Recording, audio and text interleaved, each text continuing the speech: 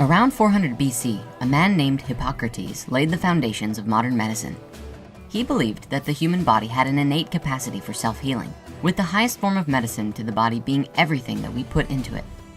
Let food be thy medicine became a Hippocratic oath, which is still recited by medical doctors today. Over the course of history, our modern approach to treating illness has changed dramatically. Today, doctors receive little, if any, training in nutrition. We have a system revolving around a pill for every ill, and the healthcare system fights to keep it that way. Heart disease and cancer are the two top killers in the US annually. Additionally, roughly 39,000 people die due to unnecessary surgery and other hospital errors. 80,000 people die due to other infections, and 106,000 people die due to adverse drug reactions. The biggest question is, why is this happening? Why are we trapped in this system? How can we untrap ourselves? When we look at all of the data under the lens of science, the correlations that we find are absolutely jaw-dropping. Nevertheless, this is something that we all need to know about. So let's talk about it.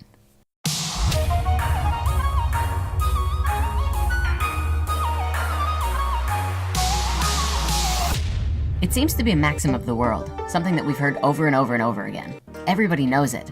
You are what you eat. In the standard American diet, the average diet looks something like this. Counting strictly by percentage of calories, 63% of our caloric intake comes from refined and processed foods. This includes soft drinks, packaged chips, snacks, and other things that have been processed in the factory, created for us to eat. The next largest grouping is 25%, which is made up of animal food, meaning meat, dairy, eggs, fish, and other forms of seafood. Final 12% is made up of plant food. Out of that 12%, about 6% of that comes entirely from potatoes, and out of this other 6%, which is made up of vegetables, fruits, legumes, nuts, seeds, and grains, even half of it may be mixed with processed foods, such as the almonds in an Almond Joy. Now, we've been reading and seeing information like this for a long time. And thanks to the internet, news sources, and more documentaries on the topic, the information is just now starting to really reach people. Someone has to stand up and say that the answer isn't another pill. The answer is spinach. And while hundreds of thousands of people are taking notice, there still doesn't seem to be a slowdown in the consumption of processed or animal foods. In fact, they appear to be increasing. But why is that? My belief, based on our observations, is that we really don't know just how critical this is. The scientific evidence of the correlations between the foods that we eat and the diseases that we have is outstanding. It's probably the most vital piece of information pertaining not only to curing all of our diseases, but the survival and future of the human race. In 1974, Chinese Premier Zhou Enlai was hospitalized with bladder cancer. Knowing that his disease was terminal, he decided that in his final days, he would dedicate to giving his country and the world a more complete understanding of cancer. He thus initiated what would become one of the largest and most scientific investigations in history. 650,000 researchers cataloged the mortality patterns caused by several types of cancer between the years 1973 and 1975. The study encompassed every county across China and over 880 million people. Zhou died in 1976, years before his study was complete. Published in 1981, the Cancer Atlas was the result of Zhou's initiated study. It shows a highly unusual distribution of different types of cancer in China, which tended to be clustered in certain hotspots.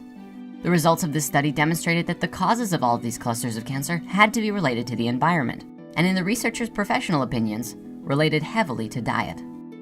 Two researchers who have made groundbreaking contributions to this effort are Dr. Colin Campbell and Dr. Caldwell Esselstyn. These are two of the most prominent biological nutritionists in the world today. When Dr. Campbell learned about the Cancer Atlas, it became what he described as the capstone of his research and took him down a road of discovery which would ultimately become published in a book called The China Study. This 20-year project examined the links between diet and disease in one of the few areas of the world where people still consumed a mostly plant-based diet. Dr. Campbell teamed up with Chinese and British researchers who went into 65 counties in rural China, finding out what 6,500 people ate and how they lived. They also took urine and blood samples. It took them years to analyze and correlate all of this data. In 1990, the China study was published, which identified over 94,000 correlations between diet and disease. The study was published with countless tables and charts presenting the raw data which had been accumulated during the study. Then, this information was cross-referenced in multiple ways to demonstrate its reliability. and to show how it linked with the 367 variables that the study examined. The study was a very clear indication of some very powerful revelations. The moment that animal products were introduced into the diet, blood cholesterol levels went up, cancer started to appear, and disease started to make its way into the communities. Since this study, the connections between meat and dairy consumption and disease has been confirmed over and over and over again in scientific studies and even studies of studies. Diabetes, for example, of which 30 million people in the US are reported to struggle with, has been demonstrated to be outright cured with a plant-based diet. The results were amazing. Based off the lab result I had before, I was type 1. I'm not supposed to be producing insulin. This isn't supposed to happen. But as you can see from the results, I'm producing insulin. I can go from being type 1 to not having diabetes. That's incredible. Incredible. Diabetes is reversible. We have the results to show it. And the funny thing is, it's actually illegal in most countries to treat cancer with nutrition therapy.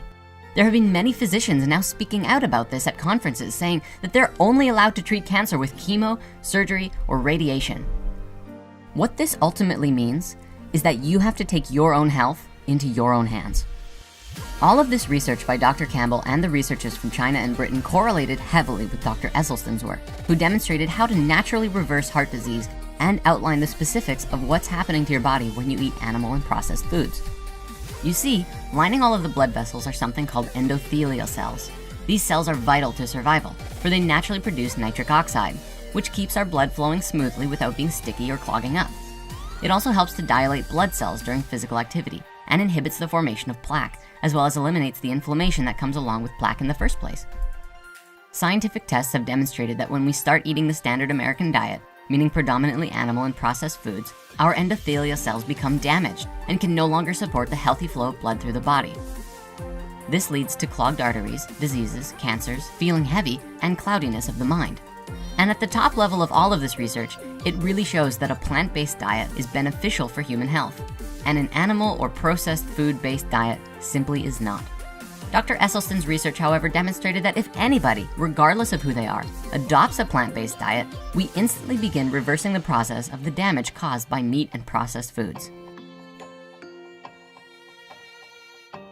Let food be thy medicine. According to new research on the standard American diet, today only between 6 and 12% of the foods that we eat come from plant-based sources. Sickness is abundant in the world, but there is something we can do about it. We have to change our own lives, and we have to do it by changing what we're putting into our bodies. If we continue to eat a predominantly animal and processed food-based diet, we will destroy ourselves. In fact, we already have to a large extent. Not only is this way of life linked to all of our degenerative diseases, but they are also linked to a tremendous amount of CO2 which we are releasing into the atmosphere, which we'll be covering soon. Change yourself, change the world. You are what you eat. It's time to shift our way of life. See you next time.